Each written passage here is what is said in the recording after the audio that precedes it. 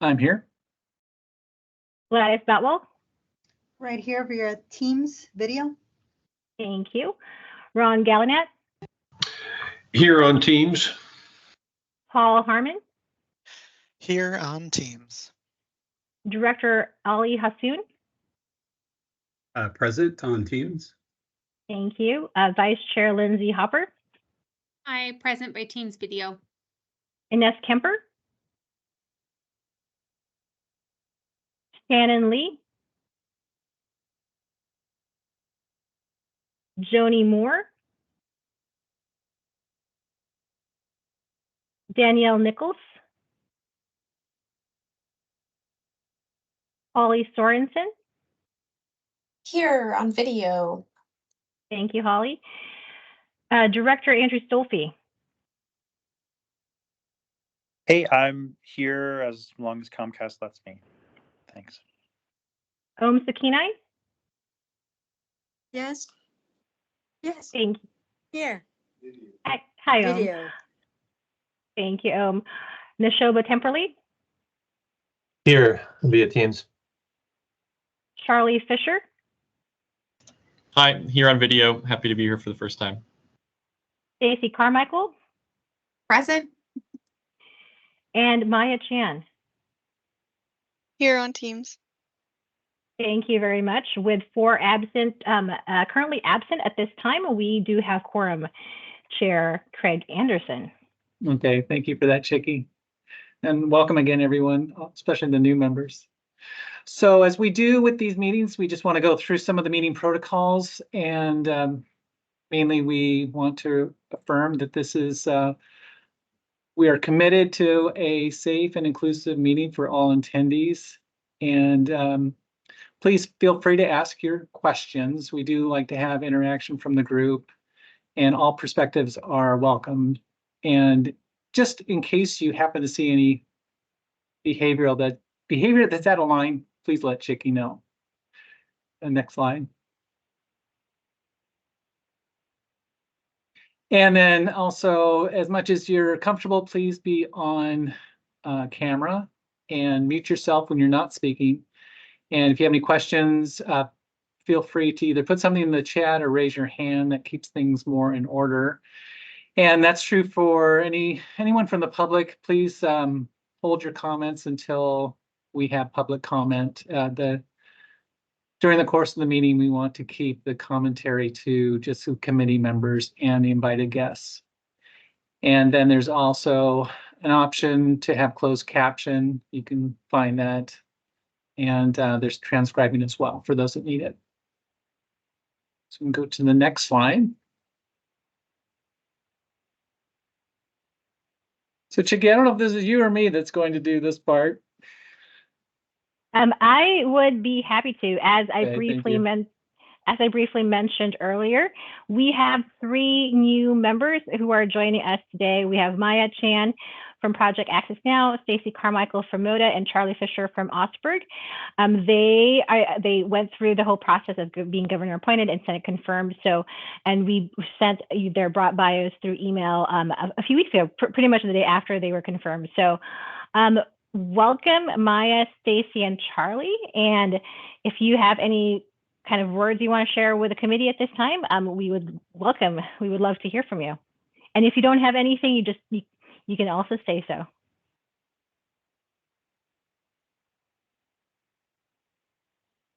This is Maya. I don't have anything really to say, but thanks all for welcoming me here, and looking forward to joining the committee. Hey, Charlie here. Likewise, but I know all of the previous folks at Augsburg who have been on this have talked about how glad they've been able to do so, and I'm happy to continue on that on. So excited to be here.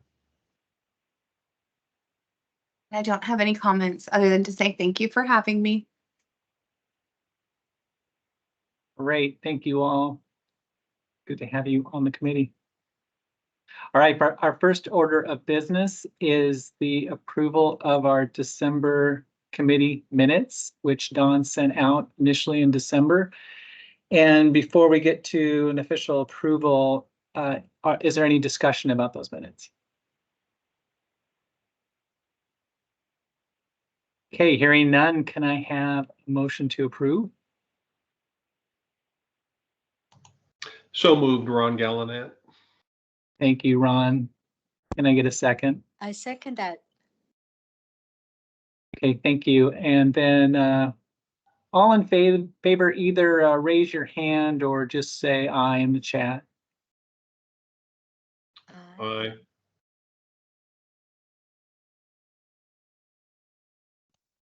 Aye. I wasn't here for this meeting, so I'm not sure if I should abstain or vote yes. I'm happy to do either. I would imagine abstaining probably would be the best best Okay, sounds action at good. this time. Thank you for clarifying. My apologies for not clarifying that sooner to Maya, Stacy, and Charlie. So the motion, the second motion, and all the votes are approve the minutes. Chair Craig Anderson. Okay. Just want to get my hand down here. All right, if we can go to the next slide, please. Well, as we do every month, we invite in Stephanie Keenan to give us an update on what's happening in Washington, D.C. And I think last month, looking back in December, there was a lot of focus on PBMs, and she said there'd be more activity or a healthcare push, I think is how she put it, for the beginning of this year. So we're looking forward to hearing from you, Stephanie. Well, thank you. Let me start with some positive news. The Kaiser Family Foundation on Wednesday released a poll that showed nearly 3 in 5 Americans view the Affordable Care Act favorably, and that was some significant backing from Republicans in that poll. So that's the good news. It's all downhill from there. First, let me talk about appropriations, because that is really the 800-pound gorilla that's sitting on everybody's chests around here in DC. The House and Senate are out on recess. The Senate comes back on the 26th. The House comes back on the 28th. And the first group of funding bills expire on March 1st. And that's veterans, transportation, agriculture, and energy programs. And just a note, for those of you who don't live and breathe appropriations, the FDA gets its money out of the agriculture bill. The FDA used to be part of the Agriculture Department. Now they're part of HHS, but for historical reasons, Congress never changed it. So it's the Ag FDA bill. Without that funding, those functions will shut down. And we're kind of at a breaking point. The House and Senate staff of the Appropriations Committee have been working on language during this break. They expect to be able to post something on Sunday. That doesn't mean appropriations is going forward. It will take a miracle for the House to consider these appropriations bills and get them over to the Senate, so the Senate has time to consider them before March 1st. Could happen, but it means people will have to talk very fast. And the Senate will have to forego its usual hours of consideration. Could happen. However, there's a lot of factions going on. They could do a short-term continuing resolution, and by short-term, probably just a few days. Democrats would like to do that. Some of the Republicans are okay with that, but actually what the Republicans would rather do is do a long-term continuing resolution, and I'll tell you why in a moment. The more conservative caucus, the Freedom Caucus, is pushing the speaker very hard to keep a number of policy riders. These are very specific policy issues that aren't necessarily appropriation issues, but they can be written as no funds shall be expended to do X, Y, or Z. And then some of those policy riders range from limiting access to the abortion pill, to things related to guns, to reducing the salary of the Homeland Security Secretary to zero. They don't want to see those riders go away, and most of those riders wouldn't pass the Senate, even the Senate Republicans, maybe one or two, but the vast majority of them don't support a lot of the policy riders. So that's, the House has to work through their own issues right now. The Democrats don't want to do a long-term CR, and most Republicans seem to be leaning towards doing a long-term CR for this reason. Back last year, when we did the debt relief deal, there was a provision put in that if the House and Senate don't come to an agreement and do their appropriations bills in essentially regular order, a continuing resolution is not considered regular order. It triggers a number of cuts in defense and cuts in some domestic programs, and particularly in healthcare. The Democrats don't want to see that. The more conservative Republicans would like to see those cuts made. So there's going to be a lot of toing and froing going on in the next few days once Congress gets back. We could have a shutdown. It would be a partial shutdown because there's a second group that expires in mid-March, but that would not be a good precedent, I guess is the best way to put it, for the second group, which does include HHS. Programs like the Community Health Center programs, they need their appropriations. They need to be able to move forward. So we're really at a very difficult breaking point. Just so you know, should there be a shutdown, the FDA has said that 3/4 of the staff would remain and work funded through user fees. That's drugs and devices largely would continue. But they would have to shift around some funds to make sure that the imminent threats to safety and human life would be addressed. Should the second group of bills not go through and HHS has to shut down, HHS says that it would have to furlough close to half of its employees. Medicare benefits would still keep flowing. Staffers would keep essential services operating and disease monitoring would continue. There's some issue about how long the Medicaid funding would remain in the pipeline, but there's money in the pipeline. In the meantime, other staff, the staffs of the Senate Finance Committee, House Energy and Commerce, and Ways and Means, and a little bit of the Senate Health, Education, and Labor Pensions Committee are trying to figure out a health package, which everybody thought would be all put together by now and ready to move, but it's not.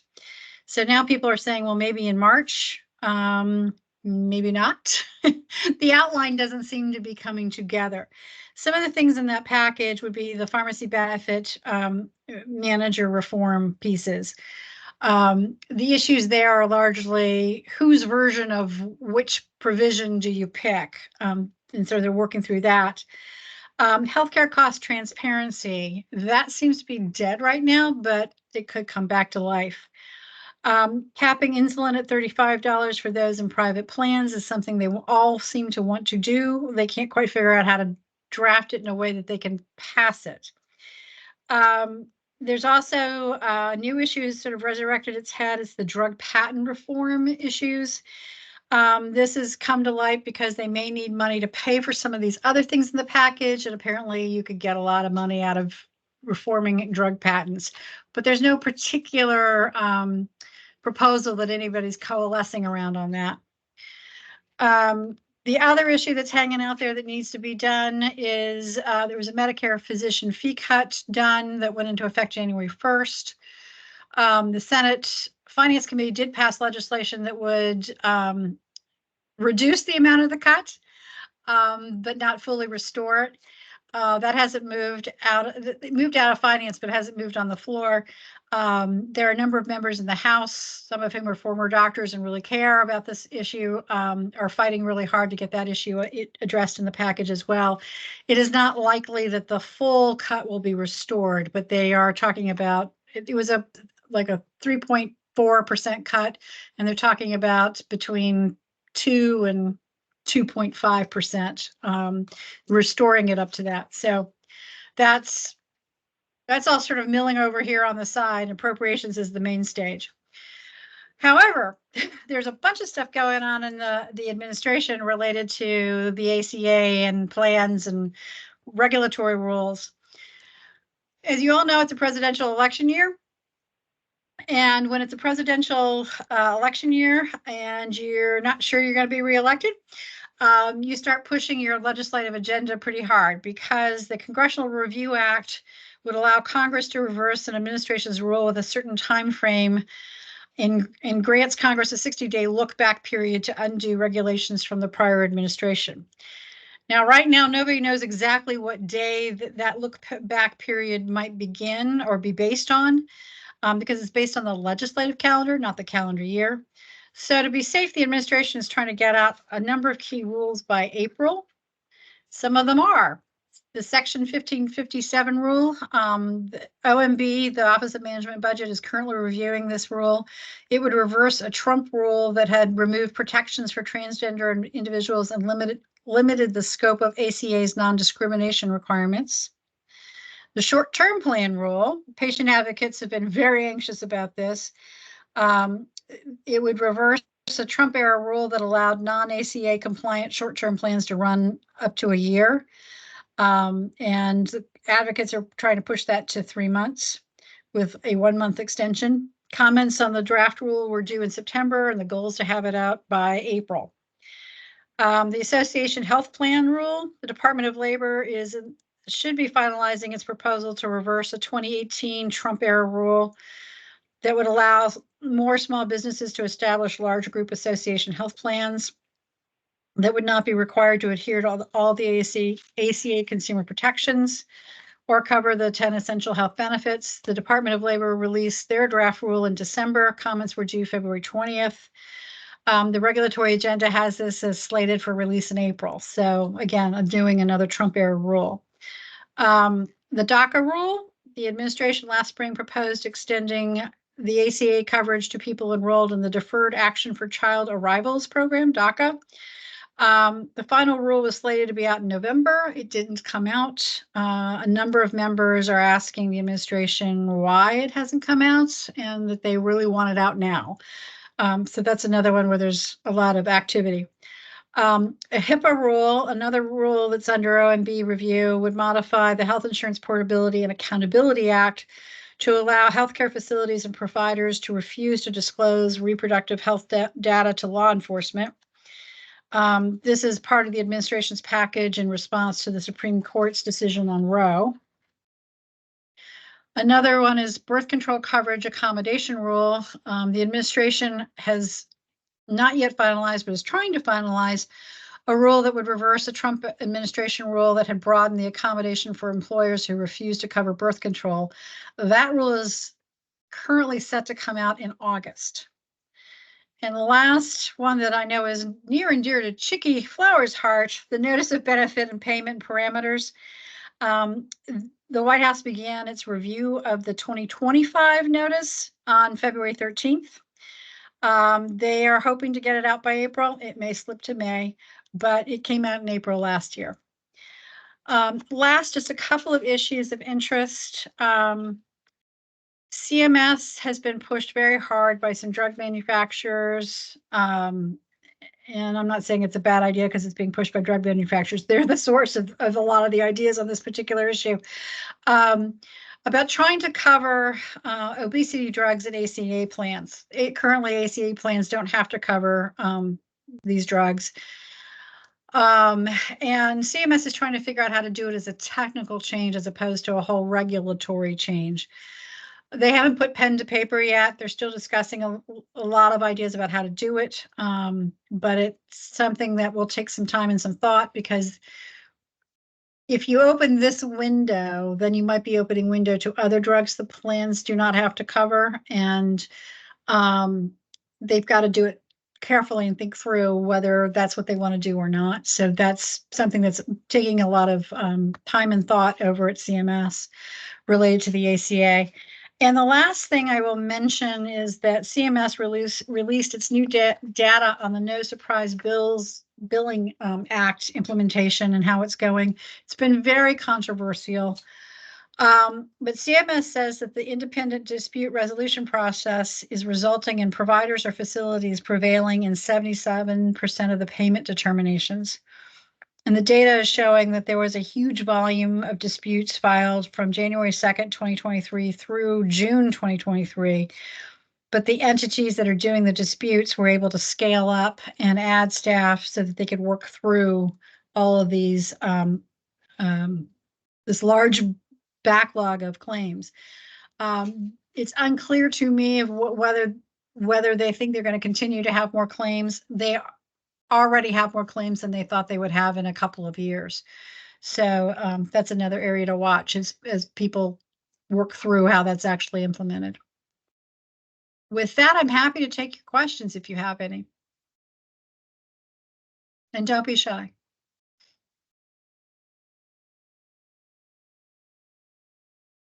Stephanie, while people are considering their questions, maybe I'll ask you, you mentioned transparency was one of the topics that they're considering, and I thought that was maybe something that's already out there and carriers and hospitals are submitting data. What is it specifically around transparency that It's talking about? it's a couple of things. One, Congress is not happy with the way hospitals have reacted to transparency provisions, and it's to make it much more specific in how they have to present the information. It also would extend some of that to other programs like Medicaid, and trying to help Medicaid patients figure out where to go based on cost.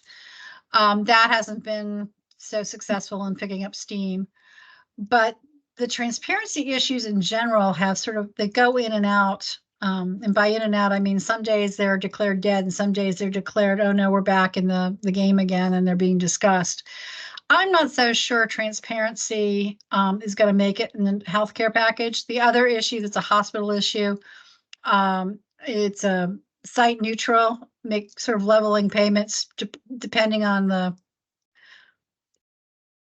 trying to make more of the outpatient care and the hospital inpatient care for the same service more similar to each other. That seems to go hot and cold as well.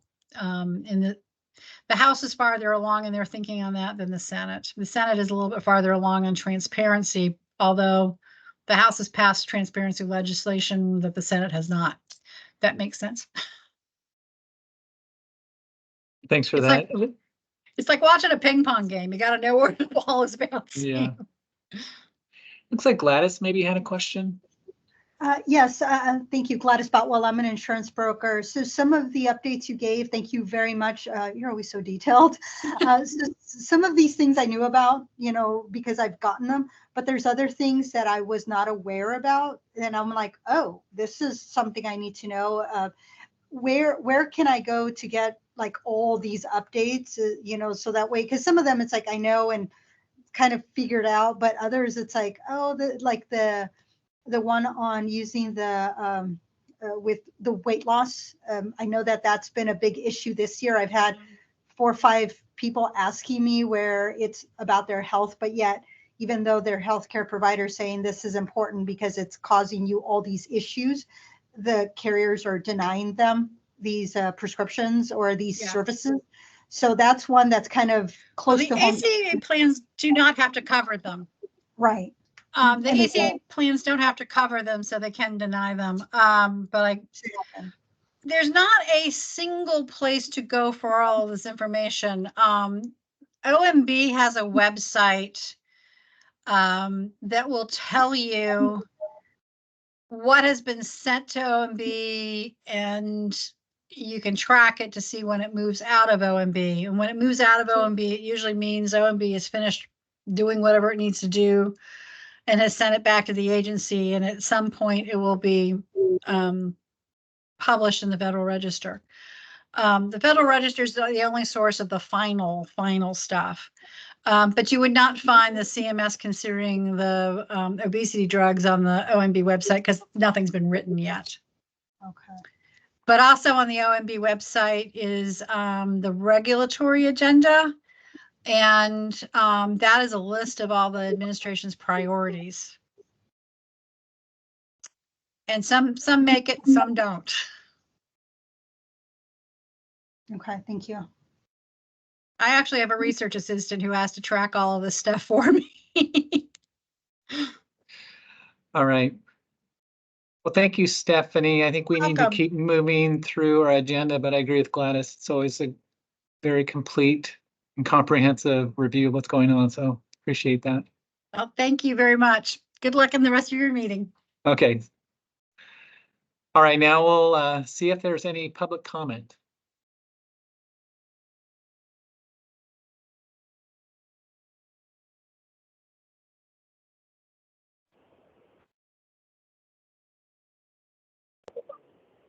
Hi, I've got one. This is Dr. OJ Oleka. I am a government solutions specialist. I was just hoping to get an update on the state-based exchange project. So it wasn't on the agenda today, but just wanted to ask about it. Yeah, so Chicky, maybe you can help me with this as well. So I just wanted a general update on where we are with the state-based exchange. Yes, sir. Yes. Okay, I don't think that's a topic for today's agenda, so we don't have an official update, but Chicky, is there anything you would want to add on that? The official update as of February 23rd, it is still on track and we are still in development. The project team, we are in the process of getting through stage gate 2. The stage gates, there are 4 stage gates to the whole process within the state of Oregon to go through large IT projects. We are currently in the process of going through stage gate 2 with a hope of potentially releasing a request for proposals in April of this year. We do have the state-based marketplace project as an update for the meeting agenda for the April 18th meeting, and we should have more details for you all, the committee members and the public by then. And we do encourage you also to sign up for updates. I'd be happy to put the URL in the link in the chat because I do not have it memorized, but I believe it is orhim, orhim.info/SBM transition, and I will be putting it in the chat here in a little bit. Yeah, thank you for adding that, Chicky. There are good resources out there, and you can automatically sign up for updates to keep aware. And there's public listening sessions and other opportunities to be involved as well. I think that's all listed, hopefully in what you put in the chat, Chicky. Are there any other public comments? Yes, you're welcome. Thank you for the question. Any other comment?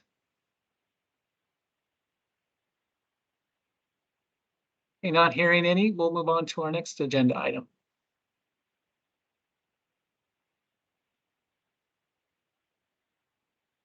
So we're going to move from federal to state, and we are in a short session this year, and Phil Schmidt's here to give us an update on that. Yeah, thank you, Craig. Hi, all. Philip Schmidt. I've been in front of your committee a few times before. Use he, him pronouns. I'm a member of the OHA government relations team. And I actually, first, thanks for having us. As Craig said, we are in the middle of a short session. We're about halfway through it. And, it's sort of a snowball effect. Things start small and get rolling, and by about halfway, we kind of have a sense of which snowballs are going to be rolling where. So we wanted to give you a quick update on sort of where things are of interest to folks on this call. I also wanted to mention my colleague Matthew Green is on with me, and the reason is that this legislative session, that really, and you've probably been seeing the news headlines, the real focus has been on behavioral health and substance use disorder, Measure 110. Matthew Green on our team, obviously. Actually, not obviously. Matthew Green handles some of those issues, and so that's why I've invited him to come brief you on some of the state of play on those topics. But before I turn it over to him, and I'll let him introduce himself when I do, I'll just walk through a few bills that we've been tracking. There's not a lot that directly impact OHA or the marketplace in the sort of non-behavioral health sphere, non-SUD sphere. So things that we are tracking that are adjacent to us or parallel or could affect carriers, but we, as an agency that's not a carrier, we're not tracking as a high priority. The first of those, I think, that might be of interest to y'all is HB 4091. It has quite a few different co-sponsors. It is proposing a health insurance mandate review oh, I'm going to get the last part of the acronym wrong, HIMRAC. It's going to propose a committee that would take a look and sort of start to map out using bills that are proposed, how the legislature could get kind of clearer picture of the costs and social impacts of a particular health insurance mandate. So if a legislator wants to propose covering, fill in the blank, this would be an effort, sort of a pilot program to try to get the legislature a clear and accurate picture of sort of what that impact would be to the state, to people, and so forth. So OHA would be,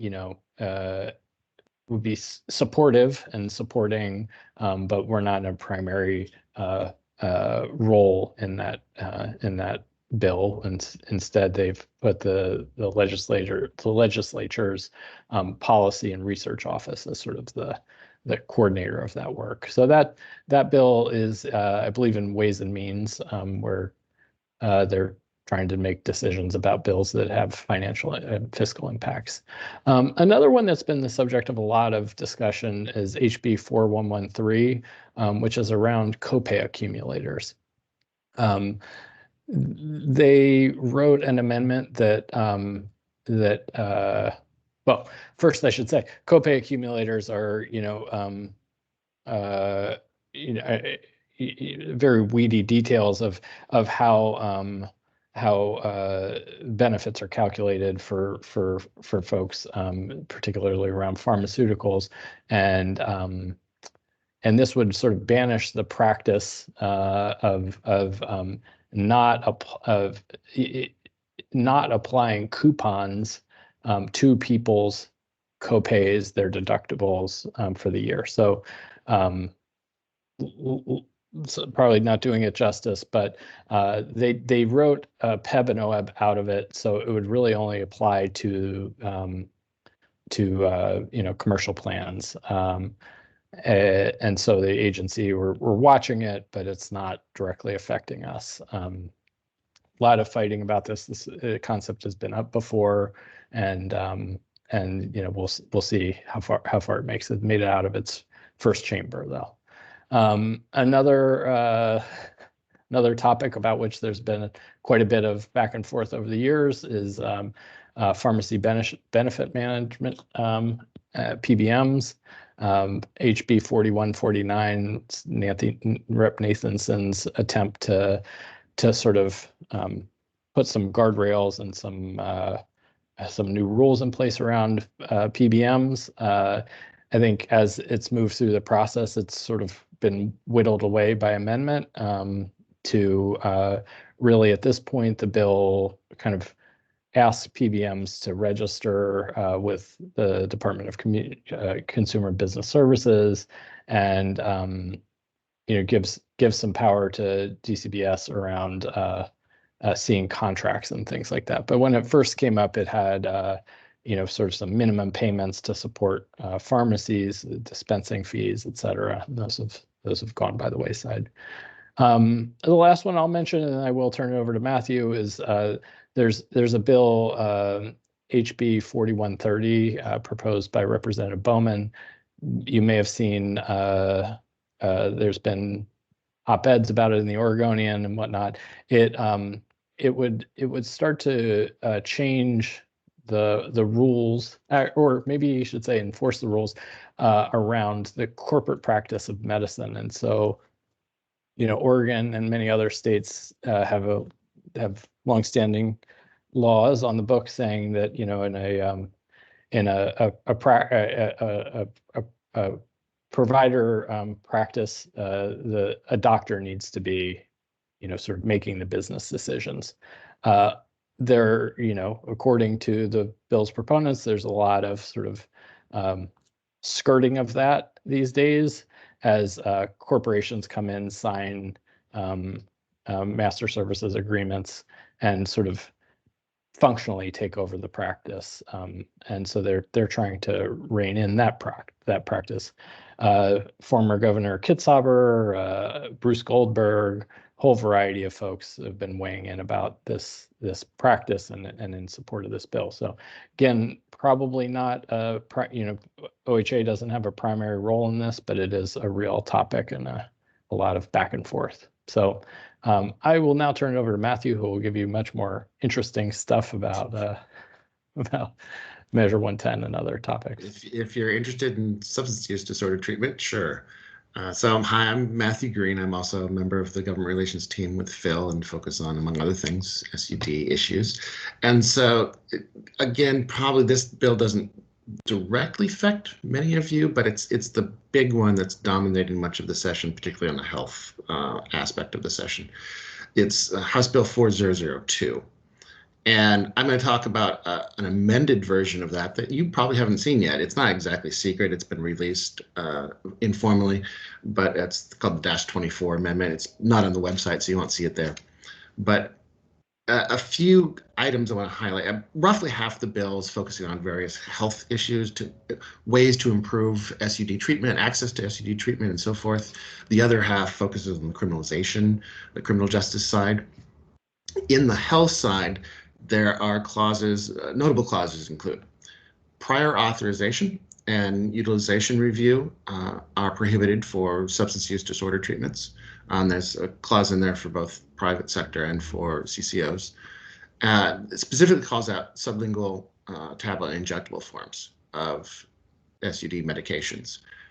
There is a section on pharmacists to allow them to provide what's referred to as early refills of substances under particular certain circumstances. There's a lot of detail, I won't go in here. Also creates something called prescription lockers to basically make medications more accessible. The idea is those and a couple of smaller amendments to make them more accessible quickly when someone, especially if somebody wants to start on SUD treatment, which that first step is the most important. There is a measure or provision to expand the Certified Community Behavioral Health Clinic program, which is now a demonstration program in some areas statewide, that would provide, expanded behavioral health treatment in lots of communities around the state and bring in some federal money for that. There are also a couple of task forces. It's possible some of you could end up on those task forces. One about looking at the sort of the behavioral health regional system, in particular about how decisions are made broadly about funding and authorities, and another task force specifically about safety of behavioral health workers. And both of those will come back with recommendations probably for next session. Then there's a long section about, again, controlled substances and the criminal justice side about reimposing a new type of violation for the possession of small amounts of controlled substances that were altered in Measure 110, and also combining that with a deflection program. You may have heard the word diversion program. Someone goes to, say, drug court and goes to a diversion deflection program. Key difference is that it's designed to initiate even prior to somebody being taken to the police station and booked, to immediately transfer someone into a treatment pathway. And if they succeed in that pathway, then charges are waived. So that's the big picture of that bill. There's probably going to be more versions coming out in the near future. I heard a rumor they might have a public hearing on it on Monday. So kind of a new, more formal version there. In the bigger picture of behavioral health, a lot of focus is on workforce, both the behavioral health workforce and safety of the healthcare workforce, not just the behavioral health. The number of bills along those lines that I won't get into but if you have questions about either of these, you can probably know how to get a hold of Phil, and if you have questions for me, you can probably get a hold of him through me, or me through him. So thanks for having me. Thank you, Matthew. Are there any questions for Matthew or Philip? See, Gladys has a hand up. That's for us. Perhaps not. No hand up from me. It was earlier. Oh, great. Well, Okay. if there are no questions, we'll be happy to come back after the session's over and the dust is settled and give you a rundown of what actually happened in the end. Okay. You're midway through the soap opera. All right. Well, get the real story from you guys. Well, thank you. Thank you. Now we're moving on to the next piece of business, and this is every year we have to go through the proposed marketplace assessment. We'll have a follow-up to this topic from Victor, but we brought in Caleb. Is it Levon? I don't know how to say your last Yes, that's Caleb Levon. name. Okay, great. Well, thank you for joining us, and you can walk us through what's proposed for 25. Thanks. Nice seeing you all. My name is Caleb Levon. I'm a senior manager at CBiz Optimus. You may, I may know some of you. It was a little more than a year and a half ago now. I was the Medicaid forecaster at the Office of Forecasting Research and Analysis. It was my previous job. But Chicky was kind enough to ask me to look at the assessment rates and do an analysis to see what sort of assessment would be appropriate to cover the expenditures of the marketplace. So that's what I've put together today. We can go through the overview. So I'll go through the history. I'll lay out some of the current expenditures, the enrollment forecast, the revenue estimates, and what that means. The assessment rate history, next slide, has been pretty steady. It was $6 initially for the first few years, but it has been $5.50 for the last 5 years. So that's $5.50 per member per month that the plans are charged for their members in order to cover the expenditures of the health insurance marketplace. And there's also, for those that have a dental only plan, it's a 36-cent per member per month assessment fee. So that's what the fee has been historically, and my charge was to look at that and see if that was appropriate and we are looking at calendar year 2025. So the starting place for that is the expenditures. The expenditures over time, these are the costs that need to be covered by this assessment fee, and it breaks down into the marketplace expenditures, but then there's also shared service expenditures or SAC expenditures. And you can see that those historically have, I wouldn't say they've been particularly constant, but have been in the 5 to 6 range, but they're projected to be for fiscal year 2024 up to 7.4 million for the marketplace expenditures. And then when they came over to OHA, the shared services portion went up pretty sharply. I want to point out that the estimates for fiscal year 2024 contain 2 quarters of actual expenditures. So that is from July through December. And then we're estimating from January to June, this quarter and next, based on the legislatively approved budget. And then for fiscal year 25, we use the legislatively approved budget amount. And then for 26-27, we're really just doing a 3% assumed medical and increase in medical expenditures inflation. So 3% estimate for inflation for these medical expenditures. And that gives us 26-27. Now, I'll talk about it later, but just since we have this slide here, I point out that I need to estimate the cost for calendar year 25, which is a little tricky, but what I do is I just take the fiscal year 2025 and the fiscal year 2026 and I average them to get what calendar year 2025 would be. I mean, you know how the fiscal years overlap the calendar years and split them in half. So those are the expenditures that we're trying to cover with this assessment. And so that assessment is based on market plan enrollment, medical plan enrollment rather.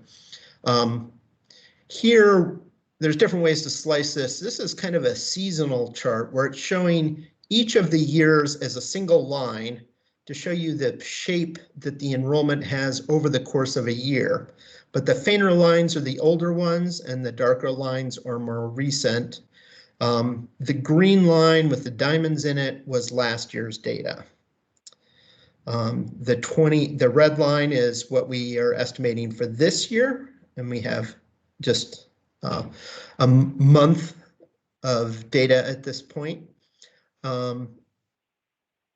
Sorry, and then the last line there, if we could go back one. If we could go back one slide, thank you. The green dash line with the circles is 2025, and that's the one that we'll be using in our estimate for the assessment. Now, you can see that the pattern of this is strongly determined by where it starts each year because of open enrollment. The enrollment is highest at the beginning of the year and then tends to drop off over the course of the year. Pre-pandemic, there was a stronger drop off at the end of the year, but since the pandemic, the drop off has not been as marked at this in the second half of the year. Since people are being removed from the plan, they're tending to stay on sort of in that second half, but there usually is some noticeable drop from the first part of the year, but the first part of the year sort of sets the level for the rest of the year. And so now we can go on to the next slide. So I use January data as my kind of opening bid on what I think is going to happen for the year. Unfortunately, the insurance companies have 18 months to revise their data, and oftentimes there is missing data in the first months of reporting. So when I look at January's data for this year, it actually, in January, when they reported January's data, it was 114,666. And then February, it actually went down slightly. But that's not unusual. That doesn't mean that's what the enrollment is. It's because, and I can see this when I look at the enrollment for various providers. Sorry, back up one. Various providers are missing data. If I put in a value, if I estimate what I think that missing data will be based on their most recent data and their historical patterns, that allows me to make a stronger estimate. And you can see over time, even though they might have started at 116 last year, they ended at 131,000. That is to say, January's enrollment when measured in January of last year was 116, but when January's enrollment was measured in December, it was 131,000. So we expect a similar pattern this year. And in fact, I estimate 134,596 for January of this year and 136,209 for February of this year. So that's the starting point, and it's actually quite robust, and that's in line with national figures, which showed a pretty robust enrollment in the marketplace this year around the nation. You know, the states do have differences, obviously, in how their outreach goes and how successful they are getting people signed up. But it appears that Oregon was fairly successful in getting people signed up this year, as was most of the nation. So those are some starting points. And then the bread and butter of the estimate is I look at the time series. So the next slide is a graph of the enrollment over time. And you more clearly see that sawtooth pattern where during the open enrollment, a bunch of people sign up and then it falls off over the course of the year. And then you can see where the pandemic starts and it gets all kind of flat and wiggly and distorted. And there's still an open enrollment period. You can still see that notch, but it is less, and there's less drop off. Now, those last 2 points, which are kind of salmon colored diamonds, there's 2 individual points for January and February of this year. Those are those estimates that I just mentioned, and they've set the point. And then the question is, what do we think it's going to do? And particularly what I need for this analysis is what is it going to do in calendar year 25? But obviously we're interested in what the long-term pattern would be. I can tell you that for this particular graph here and the analysis that I used, it was a pretty simple exponential smoothing model. If that means anything to you, it's a statistical method that accounts for both seasonality and trends and kind of projects recent patterns forward. There is noise in the last 3 years. There's no doubt about that. And we know that we're coming off of the pandemic into a different regime with the unwinding of Medicaid and the transition to the Bridge Health Plan and these other factors. But setting that stuff aside, this is the pattern that comes out of the data. And I don't actually think it's unreasonable. I think there's, and I'll talk about it in a little more length, but I think there's factors that push the enrollment both up and down in different measures and with different degrees of risk. We don't necessarily, as much as forecasters like to think they can predict the future, there's a lot of uncertainty. And so, I never say that something is going to happen. We say it's likely to happen or unlikely to happen.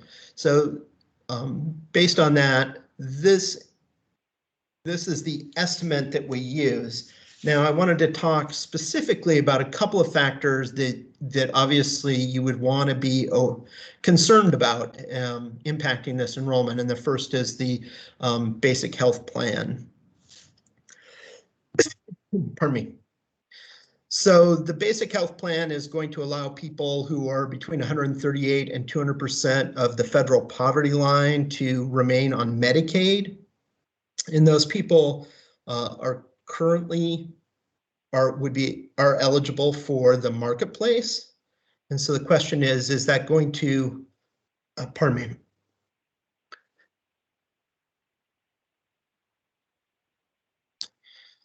The question is that going to draw people off of the caseload onto Medicaid? And certainly that's possible. And no doubt that there will be some people that if in the absence of a basic health plan would stay on the marketplace or would sign up for marketplace coverage and would increase enrollment. However, I think that those impacts will actually be will be reduced significantly. And for one main reason is that I think most of the impact is already baked in. Over the course of the pandemic, the rule against no adverse actions, mean people couldn't be removed from Medicaid, meant that anybody that fell down into Medicaid eligibility, if for any reason they became Medicaid eligible, they would remain Medicaid eligible and have remained Medicaid eligible. And those that are under the 200%, even during the unwinding, are going to stay on Medicaid until the initiation of the basic health plan. So I think that has managed to move most, certainly not everyone, but most of those people have already been kind of moved over to Medicaid over the last 3 years, and they've stayed there. When we look at the percentages of people that might be in these lower income ranges, we're worried that that some of that data may be out of date since they haven't been their data hasn't been updated. I don't know what the degree of concern in this group is about those numbers, but I don't feel, based on my experience and when I did the analysis for the basic health plan when it was being first proposed, it didn't appear that there was actually a lot of people that would be moved over. And so I don't expect large impacts here. There will be some impacts, but I don't expect them to be large. The other category then, sorry here. The other risk to the forecast then would be the Medicaid unwinding. So that is that perhaps there's people that are currently on Medicaid that are over 200% of FPL, right?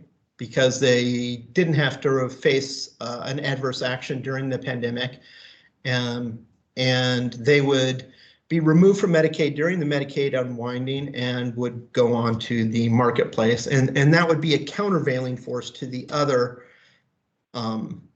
impact of the basic health plan. The basic health plan would remove people from the marketplace. The Medicaid unwinding could potentially push people onto the marketplace. I can tell you that when I looked at the data, so the Medicaid unwinding started in October. That's where we first started to see Medicaid caseloads for the state go down.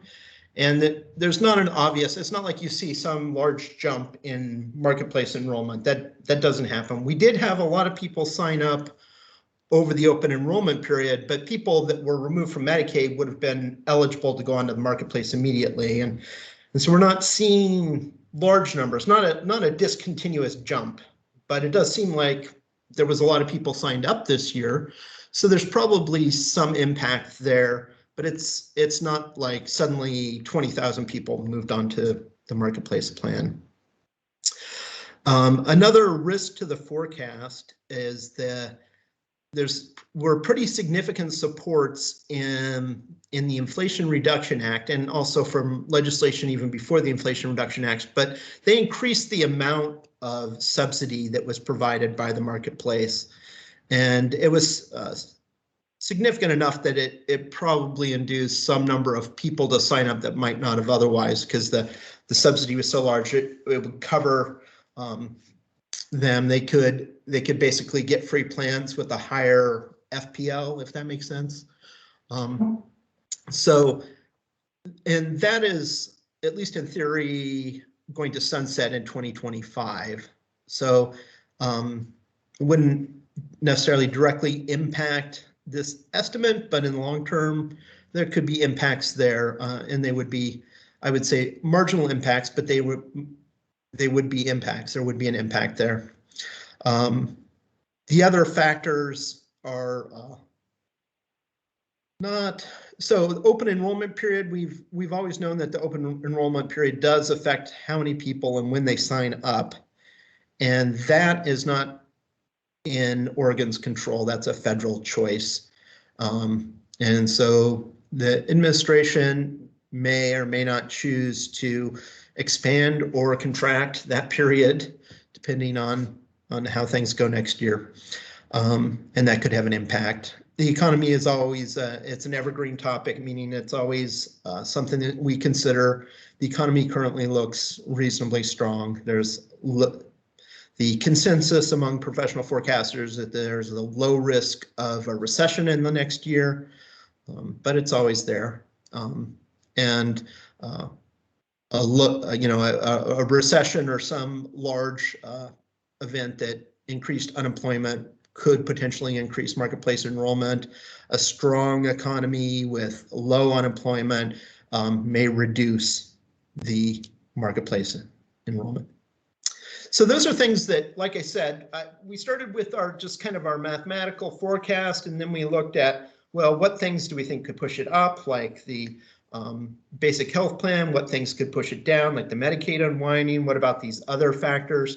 In the end, it's nothing is precise here, but I think these factors are fairly balanced, and I don't want to make a conservative estimate would be to say, we don't know what these are going to do, so we're not going to attempt to put some arbitrary number on these. There's no direct way to measure these with the data that we have, but that ends up giving us our overall forecast. And then the next elements, there's a couple of other things that are also need to be estimated besides the marketplace, the medical plan enrollments. The other factors, and they're smaller, but they are the medical premiums. And this is more, we have to make sure that we don't exceed, that the assessment doesn't exceed a certain fraction of the premium. So we just fit a growth here. It ends up being about 3% annual growth in the medical premiums. It had been pretty flat for a couple of years, and then it went up last year. So, this sort of splits the difference, ends up being about 3% on the medical plan enrollment. And again, this is just an exponential smoothing model. And then the dental enrollment, so there is a dental assessment, and that's dependent. So the revenue raised from the dental assessment is dependent on the dental enrollment. And this is standalone dental, and it's been growing. It actually, if you really look at it carefully, you'll see it kind of stair steps up. It was like pre-pandemic, it was kind of fixed where its peak was right around 25,000, and then it broke through, and then it jumped up, and then it kind of went down. But if you fit a line through the tops of those peaks, you get something like what I show here. And so this is an average fit. It might be higher, it might be lower overall over the next few years. I think this is a reasonable estimate. And then finally, dental premiums. And they had been,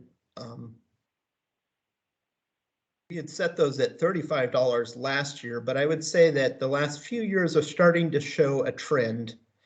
You don't want to just assume that 1 year's worth of data constitutes a trend, but a few years of data, we see some growth over the last few years. Now it's slight, and I would say that's slight growth is how I would characterize that, but a slight growth in the dental premiums.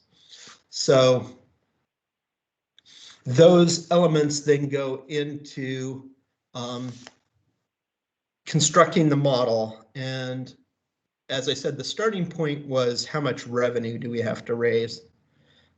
So the next slide shows the revenue required from the medical assessments. So the total expenditures for calendar year 2025, that was like the first or second table that I showed you.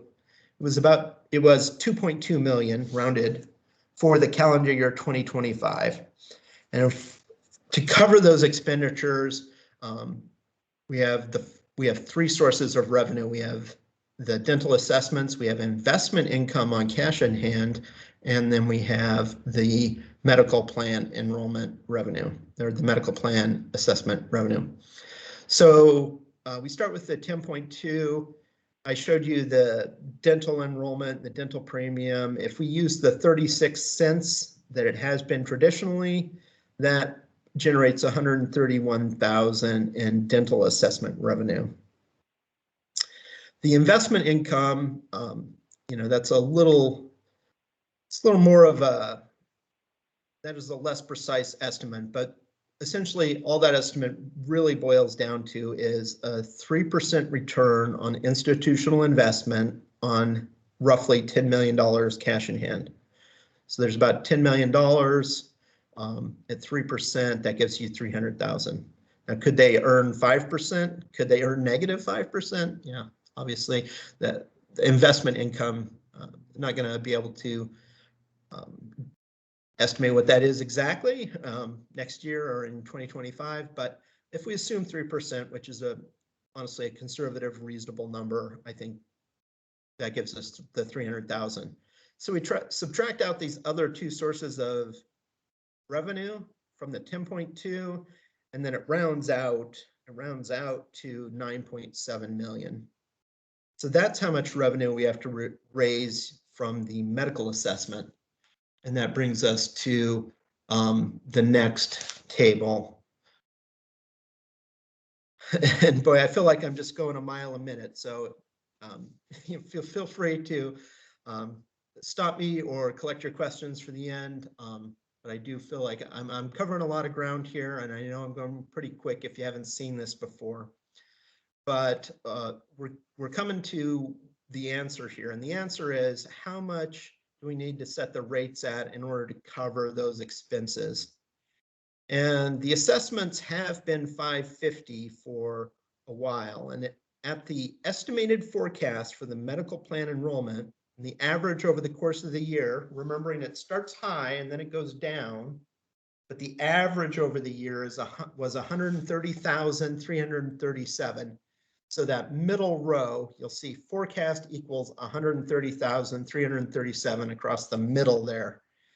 And then if for each column, it'll show you how many millions that assessment would raise. And so a 550 assessment would raise $8.6 million at the estimated forecast.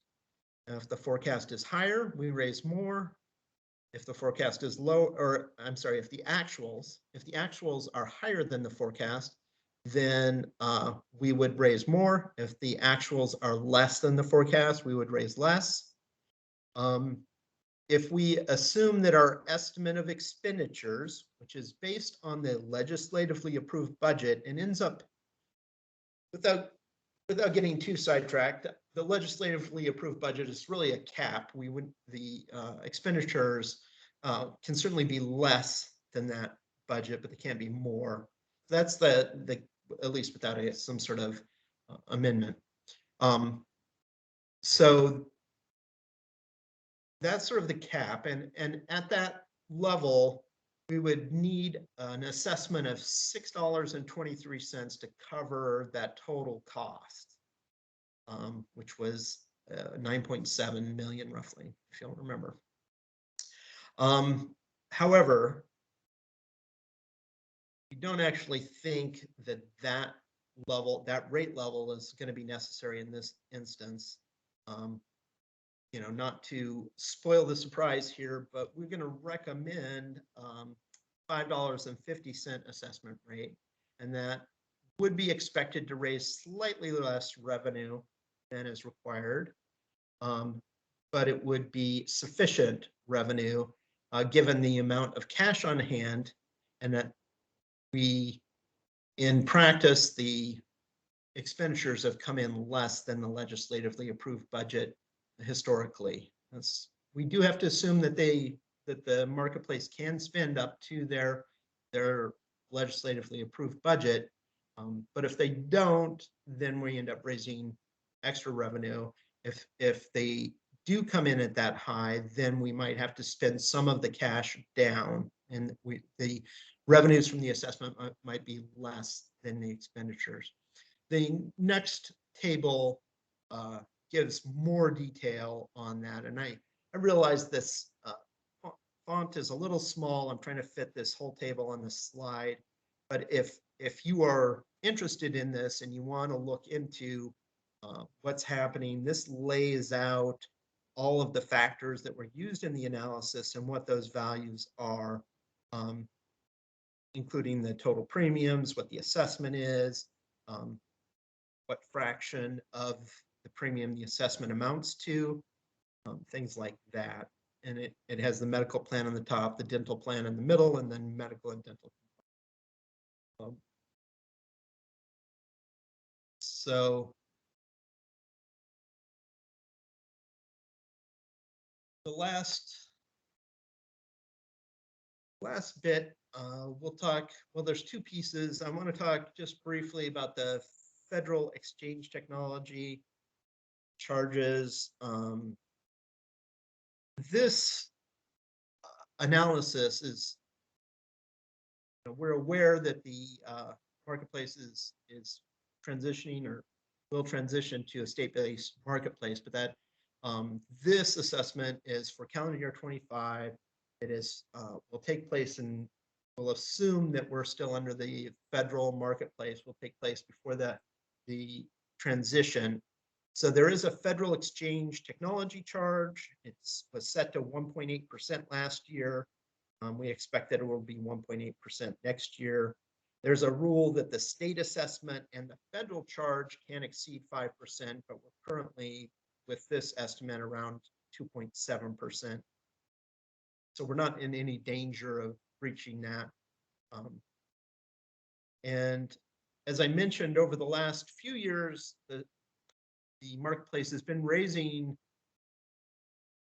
I don't want to say extra revenue, but they've been raising more revenue than they've been expending. And so the funds balance on the next table, the expenditures and the revenue over the last few years show that the fund balance has been growing. And previously there had been requirements that fund balance get at least a portion of it. They were allowed to keep a certain amount, but they had to refund another portion of it. That's no longer the case, but the fund balance we expect in 2024 to be over 10 million. And so to the extent that either our estimates are off or that the marketplace spends right up to their legislatively approved budget, or well, if either of those things happen, then I think there's sufficient cash on hand to cover those expenses. Might be, you know, up to well, slightly less than $1 million, the potential there. So given that, the recommendation is that use the $5.50 assessment. I think that'll be sufficient. 36-cent dental assessment.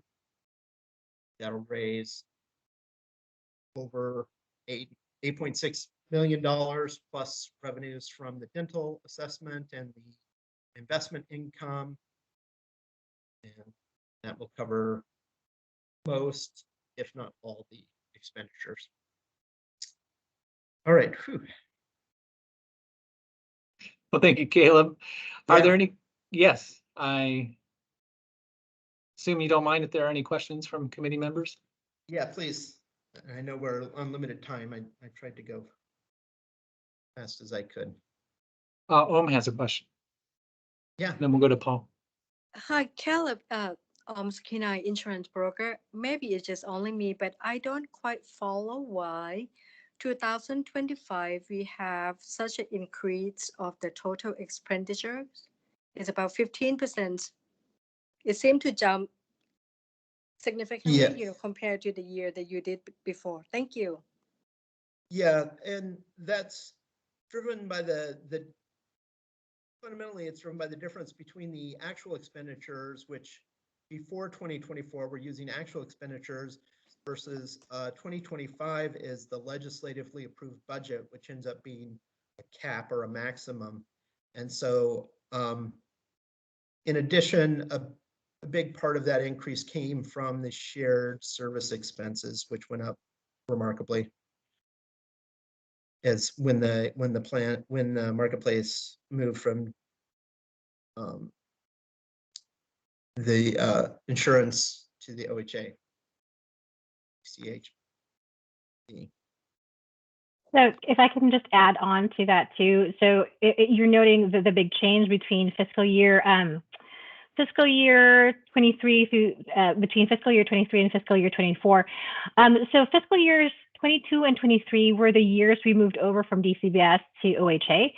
So we call that the transition biennium, and we were not getting the full charge at that time because we were in a period of transition. So now that we have settled in, the more accurate shared services costs are hitting our kind of our budget at this time. So that's why that's also one of the reasons why you will see that big jump. Thank you. You, Paul, you had a question or a comment? Yeah, well, my first one was the same as Ohm's, so thank you for that. Just kind of the accounting, I guess, on the shared allocation. And then I just had to have a comment on, from what I heard, it kind of feels like the biggest risk is the basic health plan, but I do tend to agree with what I heard as your logic of with the mid-year launch, with any number of other measures. It's probably a pretty small risk that the market would suddenly shrink a lot. And I guess even if it did shrink a lot, probably some of those expenditures would track with that shrinking too. So it felt reasonable to me, like the enrollment assumptions you were making. Thank you. Yeah, thank you for that, Paul. Are there any other questions or comments before we hand it over to Victor? Okay, well, Caleb, thank you very much. And you mentioned the table that was hard to read, and Don sent that out as a detachment if people want to go through that in more detail. And the way you set that up, I was prepared for bad news. So it's good to see the assessment stay where it is, and also the management of those funds over time leaves us a balance so we can live with the existing assessment. So with that, I'm going to hand it over to Victor. I think you're going to talk about what we do next. Yes, now we get to the exciting part of administrative rules and statutes. So this is an advisory that's part of a administrative rule process. That's how we set our annual assessment. It's in our administrative rule set, chapter 945 is the place. And so when we have these advisories, we take input from the committee on how various parties might be impacted by the rule. In this case, it'd be an amendment essentially stating that it's staying the same as last year. And so the text would just reflect that. It's, you know, the rate for 2025, calendar year 2025 is $550 for medical and 36 for dental, just as it has said the previous like 10 times. So, or, you know, in the same way that it has. So in this case, this is normally where I'd pause to see if anybody feels there would be any impact specifically to small business or to other administrative costs that may impact the groups that you represent on the committee directly.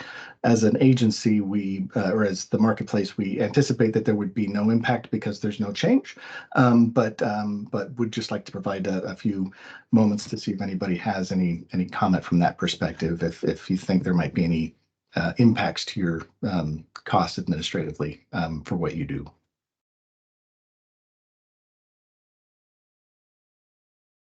Okay. And if anybody does think of anything, as always, you can email us, you can contact us, so we can make sure that ends up being part of the advisory record. So from this point forward, we would file a rule amendment to that to our assessment administrative rule that normally would take place here in the next week or so. If for some reason the timelines don't match up, it would end up being filed for April. Either way, we will have a hearing either in March or in April for this rule. That'll also kind of kick off a public comment period. So that public comment period will run for until the rule is filed, which we'd anticipate to be somewhere in April, if everything goes according to plan. So whatever happens, however that timeline works out, we end up sending out a gov delivery, letting everyone know that the hearing date has been filed with the Secretary of State, and then and that the comment period is kicked off. And then once everything is done, also send out an advisory or a notice to everyone that that's been completed. So again, if there's any questions along the way, just let us know, and we'll be providing all the information regarding the filing as we put it together.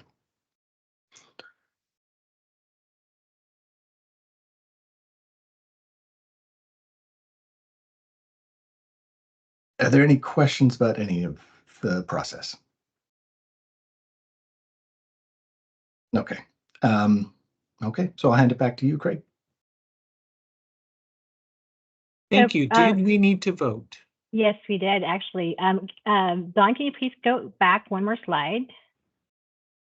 Thank you. And we do need a first motion, a second motion, and then votes from all current members, including our new members, please, for the proposed 2025 rate. Okay, can I get a motion then? Ron Gallinat, so moved. Thank you, Ron. Second, please. Holly Sorensen, I'll second that. Okay, Holly. And then go ahead. Craig, I was just going to say, can we do this a little differently because this is the marketplace assessment rate? So if I can call your name and please let us know how you vote, we'll do it that way. Okay. So Chair Craig Anderson. Yes, I'm in favor. Thank you. Gladys Boutwell. In favor. Paul Harmon. In favor. Director Ali Hassoun. In favor. Vice Chair Lindsay Hopper. In favor. Ines Kemper, were you able to join us today? Shannon Lee. Joni Moore. Danielle Nichols. Holly Sorensen. In favor.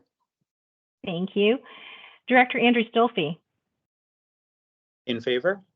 Thank you. Om Sakinai. In favor. Nishoba Temperley. In favor. Charlie Fisher. Yes. Maya Chan. In favor. Stacy Carmichael. In favor. Thank you, everybody. Chair Anderson, the vote passes. Great, thank you. We just have a couple minutes for closing. Chicky, is there anything you want to talk about in terms of committee business or the next meeting, what to anticipate? Yes, so our next meeting is on April 18th. It is a hybrid meeting, so please, if you are able to join us, we would love to have you. It will be in our 500 Summer Street location in Salem. And then if you can go back one slide, I would love to spend at least a minute to recognize these three fantastic committee members, Holly Sorensen from Neon, Ines Kemper, and Mr. Craig Anderson, our three-termer. Thank you so much for being our chair. For all of these years, you have officially termed out, and we are so sorry to see you all go. We hope you will still be part of our committee somehow, some way. And if you decide after one term you want to come back, please do let us know. You're always, always welcome to start another 6-year term if you would like. As I tell everybody, you're always welcome back if you would like to do so. And before I kind of turn off my mic, does anybody else would like to share some initial thoughts? Sorry, parting thoughts for our fantastic committee members that we've had so much fun with in the last couple of years.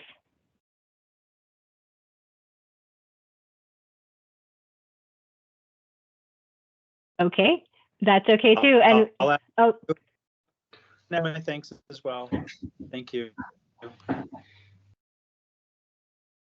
And that's all for committee business for today, Greg. All right, thank you. Holly, do you have anything you'd like to say to the committee? It's your last meeting here.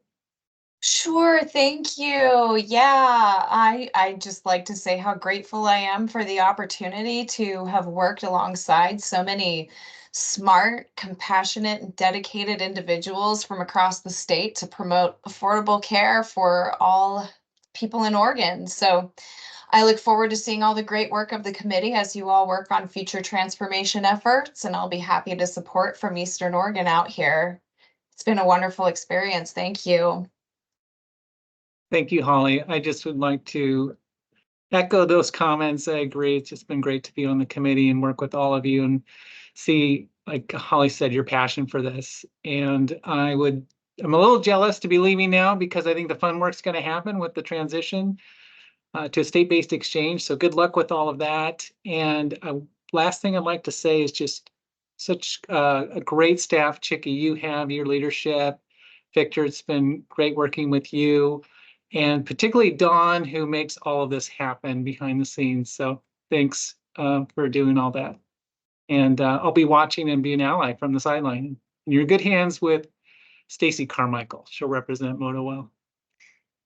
So thanks, everyone. And that, unless there's anything else, I'm going to close the meeting. Thank you, everybody. And we will see you all on April 18th.